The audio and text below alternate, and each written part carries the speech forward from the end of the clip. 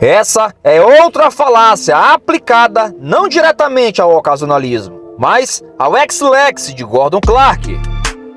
Os essencialistas são tão obcecados pelas questões filosóficas que diversas vezes eles não procuram nas escrituras sagradas as respostas para as mesmas perguntas, sim, perguntas estúpidas que eles fazem.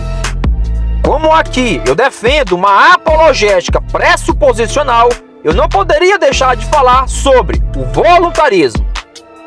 Voluntarismo é um termo que usam na filosofia escolástica, sim, a grande escolástica, para cunhar aquela doutrina que ensina a primazia da vontade sobre o intelecto. Um dos nomes famosos por defender essa doutrina era Duns Scotus, também conhecido como Doutor Sutil. Mas ele não foi o primeiro a defender uma forma do que cunharam de voluntarismo. Quando os homens não conseguem se livrar da doutrina da reprovação divina, eles alegam que Deus fazer o que quer fazer é voluntarismo. O voluntarismo, como já foi explicado várias vezes, é a crença que a vontade é predominante no ser de Deus e a razão é subjugada por essa vontade. O que não procede na afirmação de que Deus faz o que quer, significa que a vontade de Deus foi predominante sobre a mente, ou seja, no sentido de a preceder. É indiscutível que nas Escrituras Deus faz o que quer. E isso não significa que Deus não usou a sua mente para fazer ou estabelecer o que quer, nem que Deus não agiu conforme um plano pré-estabelecido e saiu fazendo coisas desconexas com o que ele quer. Observe o grande espantalho deles ao alegar que, quando dizemos que é justo que Deus faça o que queira, é voluntarismo. É muito ridículo, beira o absurdo. Para estabelecer o que eles alegam ser voluntarismo, eles devem provar que, quando Deus faz o que quer, ele não age com a razão e que, quando alegamos que tudo que Deus faz é justo, isso implica que Deus está fazendo algo sem usar a razão antes de agir, ou seja, o que não alegamos. Quando Deus age em sua mente, ele pensa sempre em glorificar o seu próprio nome. Sua razão está ali envolvida e pensa primeiro e o que é mais digno e reto. A resposta sempre é a sua própria vontade e seu desejo. E visto que não existe nenhuma outra vontade nem desejos mais dignos do que os dele, ele sempre agirá de acordo com a sua vontade. Ou seja, viu só como é fácil derrubar essa falácia estúpida de que Deus se move simplesmente por um impulso de sua vontade sem ponderar? Isso acontece, pois as pessoas que alegam isso provavelmente são muito fracas de Bíblia e especialistas na filosofia sofista. Agora, chamem isso de voluntarismo e digam que é isso que divide a simplicidade divina e não passará de espantalhos.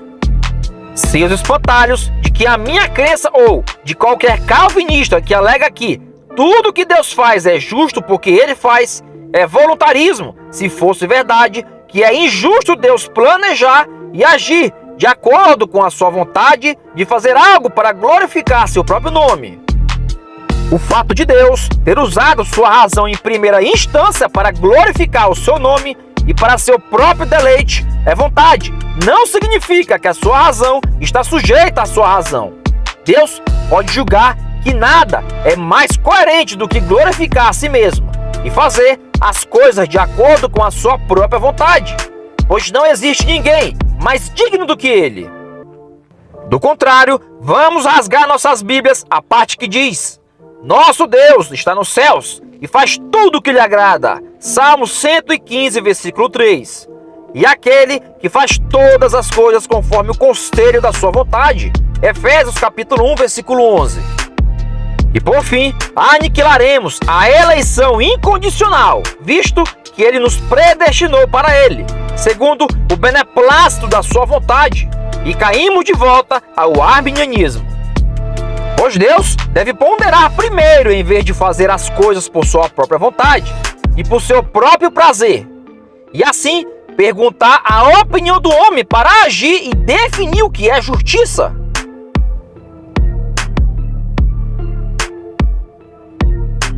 Observe que a cosmovisão água de salsicha chamada escolasticismo sempre tentou interpretar Deus à luz da filosofia grega.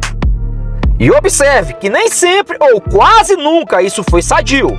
Platão, em seu diálogo Eutifron, levanta uma questão para o jovem que queria processar seu pai.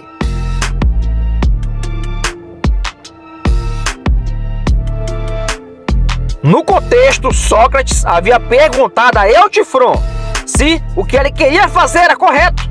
Ele responde que sim, pois essa é a vontade dos deuses. Sócrates então traz o problema de o jovem processar o seu pai. Se ele o fizesse, poderia agradar um deus como Zeus e desagradar a algum outro. Segundo assim, a piedade seria o que é por si mesma e não porque os deuses arbitrariamente quiseram.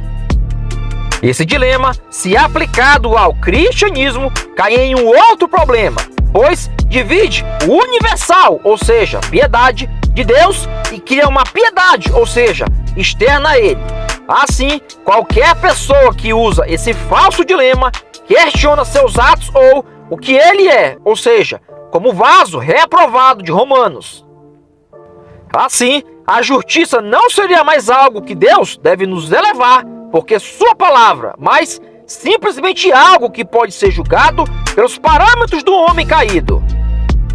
Observe que esse dilema só existe para os não cristãos.